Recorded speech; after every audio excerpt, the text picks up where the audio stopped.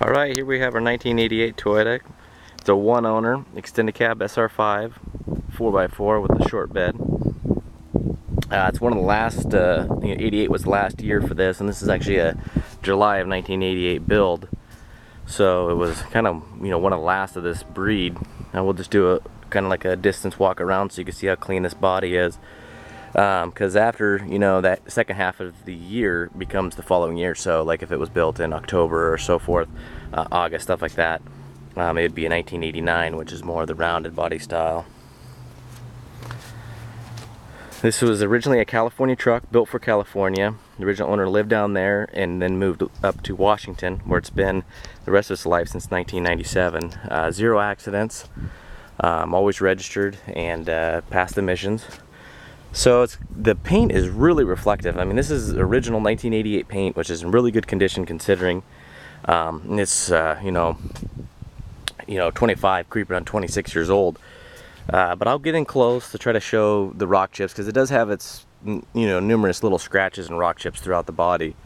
The paint's really shiny though, and it's kind of just has what I would expect here, less than expected wear and tear for your usual 88 truck. But even if you look along the front valance here, it just has, a lot of times these whole valances are missing. These trucks get modified and changed through a bunch of different owners, and luckily this has never been modified or altered.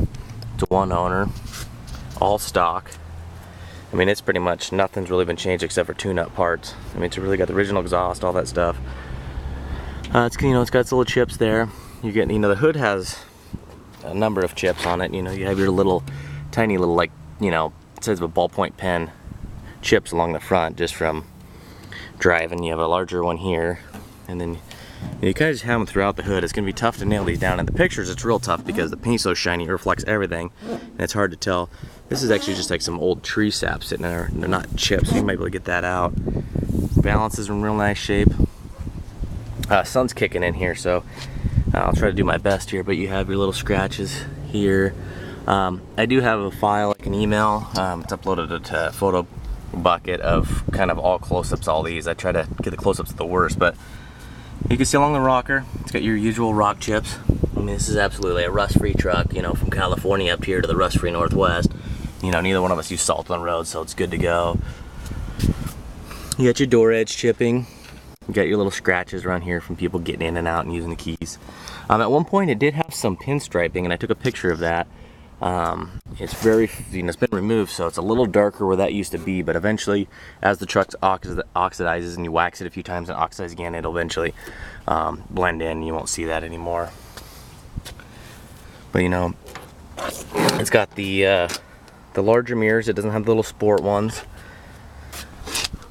It's got the manual hubs that turn in nice and easy. They're not all dried out. It's got the aluminum wheels, SR5 style wheels. It's got them 31-inch all-terrains. But we'll go ahead and continue down the body here. You can see it's chipped up there, whether that's just from kind of like the famous 80s, early 90s paint job flake, or if that's just from wear and tear going down the road. You got your rock chips here, and then there isn't any rust on the body. And you got a little bit of bubbling here just from condensation getting under between the metal and the paint. So you could either just leave it and it'll eventually over time flake away a little bit more, but you could grind that down if you wanted to. So you can see what same thing that happened here, and this one's kind of finished flaking away. But the metal's nice and solid. You can see the bed isn't all bent in. Just got the rear slider, opens up nicely. Got a couple little scratches here. The front window does have a crack in it. This is actually the original 1988 glass, so it kind of hoops down and up.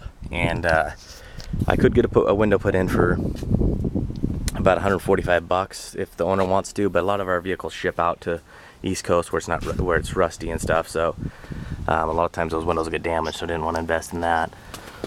We do have the rear bumper. I would paint it, or it's chrome and doesn't look so hot anymore. But it is included with all the brackets and bolts. Has a little ding here, a little ding there. You get a little chipping there. Some type of wear mark. It's got chip there. You get a little wear there. I mean, the bed rails are in really nice shape. Even the whole entire inside of the bed is in really good shape. Got dual scratches right there. You can see how big those are. I'll try to stick my finger everywhere I see a mark. Actually, behind the rear wheels, amazingly, the front wheels actually kicked up more rocks. So I'm assuming it probably had some mud flaps at one time, because behind the rear wheels is really nice. No rock chips or anything. You got your rock chips there. The tailgate opens up, you know, that you could tell this truck hasn't been used for a work truck and definitely hasn't even been close to abused, because tailgates get hammered and the beds get hammered, and this one's in really nice shape. Bed opens up really easy, isn't all dried out, you know, no rust anywhere.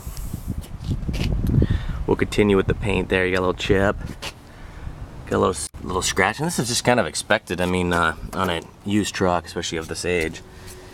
And you got a little bit of chipping there. Again, you got the same kind of rock chips, and you got the same kind of flaking between the body lines there. Continues up, and then you got some there too. It's not flaking anymore, like it's actually smooth. You can see I'm not flicking off any more paint. But this blue is this is a great looking color. It's like a dark pastel blue. It's not metallic. You can see you kind of got your little rock chips and little scratches here and there.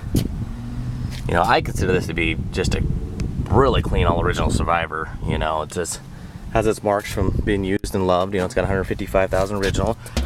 And here again, you can see part of the pinstriping where it was. You know, but this truck really doesn't have any dents. And hopefully you can see along the body shots I did. Has single wall beds. So, and Toyota metal is about as thin as you can get, but you can get your hand behind here. And if you wanted to, there's just a little dings along here. I mean, they came kind of from the factory like that, but just kind of little door dings. You can kind of see here, the driver's side's got a little bit more, but there's no paint damage. It's just, I don't know, it's just the way maybe the metal is.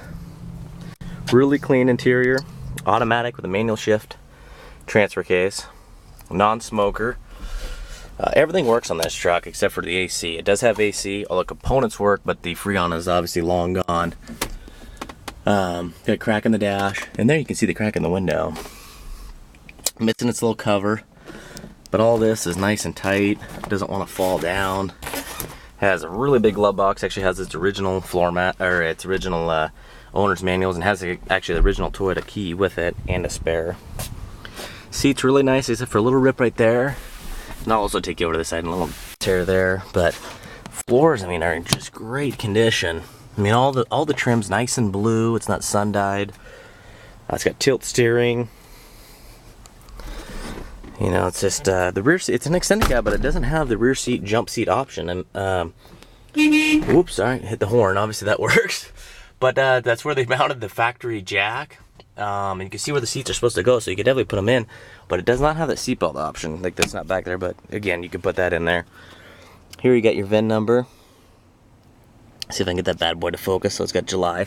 Every panel has its original VIN number. I just got a cheap Canon here. She doesn't like it to focus, but I do have it in all the pictures. You can see just no rust anywhere. So we do the second video driving because this little camera maxes out at 10 minutes. So I'm gonna try to wrap this one up in the next 2 minutes here. So sorry if I'm rambling. I kind of just tend to show too much or sometimes, but I want you to see everything. Really nice carpet, nice edge of the seat. You know, just a little bit of wear along the glove box. Same up here. If you get real close, you can probably see it's just a little black underneath there. Original stereo works. I mean, that's what I mean. Everything has just been unmolested. I mean, it's just crazy how clean this thing is, even along the door jambs, and how clean it is underneath this truck. And when you look under the wheel wells, and this is super dry and clean. I mean, there's no cheap undercoating, no rust, no mud, no dirt grime. And under the hood is sparkly and shiny. You can see the paint along the hood. I'll go ahead and fire this up. And I'll go over more of the mechanicals on the other video so I don't run out of time here. Toyotas make one of the worst sounds ever. Oh, the wipers are on. When the key first fires up. But you can see how clean this is. It's just incredible.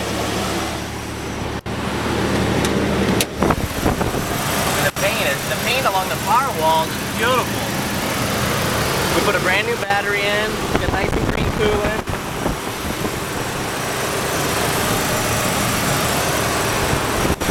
You can hear it running good, not ticking or knocking. It could use a new tailpipe, but you can see it's not smoking or anything like that. But tailpipe is a little rusty, but a lot of people, you know, customize these trucks. So, all right, everybody, there you go. No reserve, and good luck.